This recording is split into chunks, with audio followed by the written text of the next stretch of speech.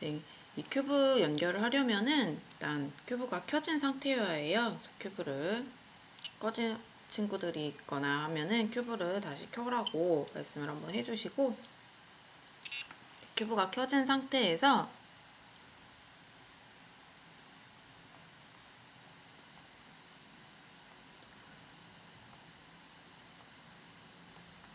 이렇게 큐브를 켠 상태에서 하드웨어 연결 탭을 눌러주시고, 맨 밑에 아이프레임 모드에서 하드웨어 선택하면 여러가지 교구 선택할 수 있는 창이 뜨는데 큐브 바로 찾을 수 있을 거예요. 큐브 선택해주면 디스커넥티드 버튼 한번 눌러주시면은 여기 이제 페어링 하려는 큐브가 뜹니다. 지금 현재는 제 거 하나만 켜있기 때문에 여기에 한 개밖에 없어서 그냥 선택을 하면 되지만, 이제 수업할 때는 큐브 여러 개가 동시에 켜지기 때문에 여기에 여러 개 큐브가 한 번에 떠요. 이 블루투스 신호를 보고 선택을 할 수도 있는데 이거 찾는 거 어려워할 수도 있어서, 이렇게 보시면은 숫자가 길게 나열돼 있는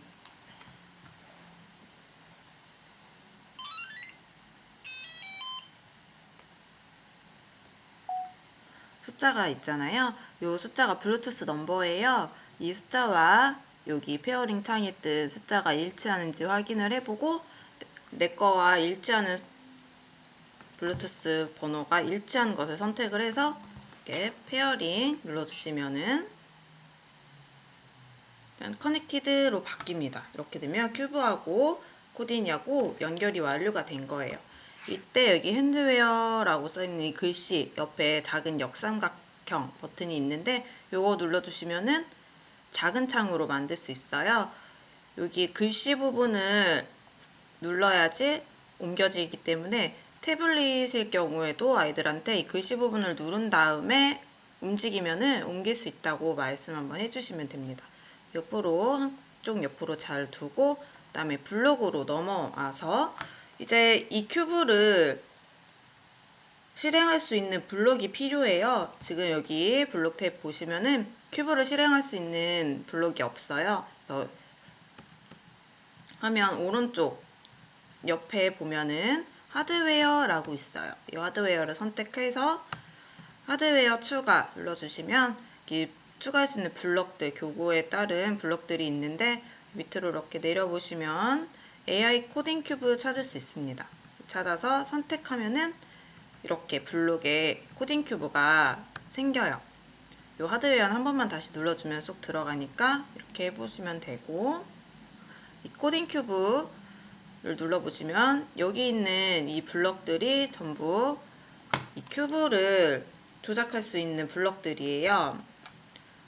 그래서 간단하게 한 가지 실행을 해보자면, 처음에 모드 빠져나오기 한번 해주시고, 모드를 어떤 모드 할지 대신 우리 중간에 한 번씩 멈춰줘야 돼요.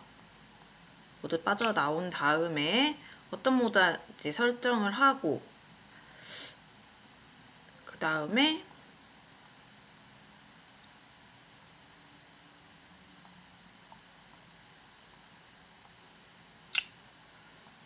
우리 큐브가 면마다 음계가 있거든요. 이 음계로 간단하게 노래한 거 한번 보여드릴게요. 음계 연주 모드로 바꾼 다음에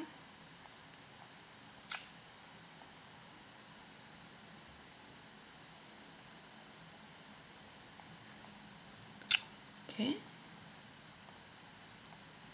멈춰가면서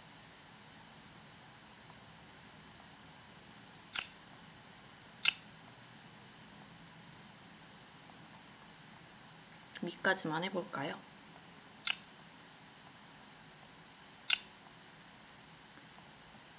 한번 실행을 해볼게요. 그 다음에 다시 모드를 빠져나오는 걸로 마무리를 할게요. 이렇게 해서 시작 버튼을 누르면은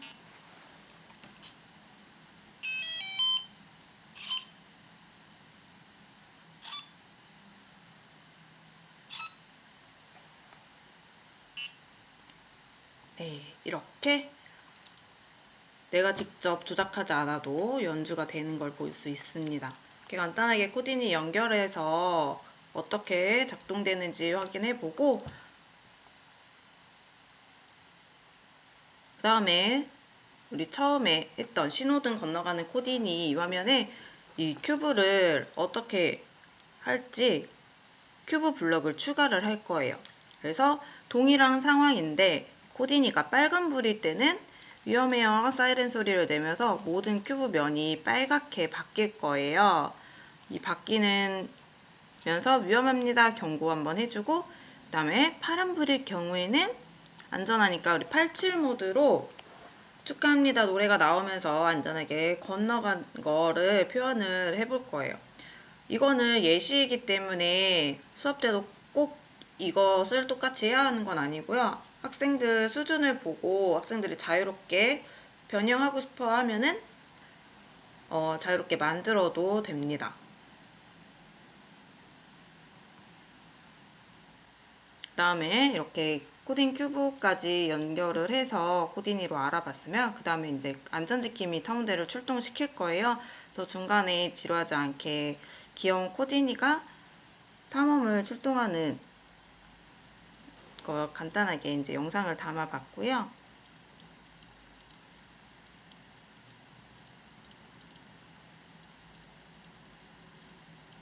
그래서 이제 탐험을 가기 위해서 조를 만들 거예요. 학생 수에 따라서 이제 몇 명씩 할지는 이제 상황에 따라서 바뀌겠지만 기본적으로 이제 4명씩 4인 1조로 생각을 하고 있고요. 들이 조를 만든 다음에는 조별로 각각 탐험 장소를 정할 거예요. 위험한 장소가 어디인지 우리 학교 주변, 집 주변, 우리 동네 주변에서 위험할 수 있는 곳을 예시로 이렇게 주어진 거고요. 꼭 이 예시에 있는 걸로 선택해야 하는 건 아니고 이런 예시를 보여주면서 이런 거를 선택해도 되고 다른 곳이 있으면은 자유롭게 이야기 나눠서 조별로 선택을 하면 됩니다. 이제 이렇게 주제를 정했으면은 탐험 장소를 정했으면은 저희가 이제 전지를 나눠줄 거예요. 조별로 전지를 가지고 역할 분담을 해서 탐험도 설계라는 이름으로 이제 그림 지도처럼 그릴 건데 어떤 역할 분담은 일단 그 탐험 장소에 따라서 아이들의 생각에 따라 달라지겠지만 어느 장소는 내가 그리고 뭐 위험한 곳은 내가 그리고 안전하게 해야 할 것은 뭐 다른 친구가 그리고 뭐 색칠은 또 이 친구가 하고 그다음에 발표를 해야 하니까 발표는 이 친구가 하고 이렇게 역할 분담을 해서 발표하는 친구라고 그림을 안 그리는 건 아니고 전체적으로 어떤 내용인지 발표한 친구는 알아야 하기 때문에 어떻게 그리는지 친구들이랑 이야기 나누면서 어떻게 발표할지 구상을 할 수 있도록 도와주시면 좋을 것 같습니다. 아이들이 그림 그리는 시간은 충분히 주셔야 하는데요. 생각보다 좀 그림 그리는 시간이 부족해서 시간을 달라고 하는 친구들이 꽤 많이 있었어요. 그래서 충분히 자유롭게 그림 그리는 시간 주면서 아이들이 질문하는 거에 대해서 천천히 답변해 주시고 충분히 그림을 다 그렸다고 하면은 이제 조별로 그린 탐험도를 가지고 나와서 발표를 할 겁니다. 그래서 우리 조가 그린 탐험도를 보여주면서 우리가 탐험할 위험한 장소는 이런 곳이고 이런 곳에 어떻게 조심해야 하는지 어떻게 하면 우리가 안전하게 이곳을 지나갈 수 있는지 어떻게 대처할 수 있는지에 대해서 발표를 하면은 이제 탐험 준비가 모두 끝나게 됩니다. 이렇게 해서 모든 조의 발표가 끝나고 나면은 이제 준비가 완료됐으니까 탐험을 떠나면서 수업을 마무리하면은 될 것 같습니다.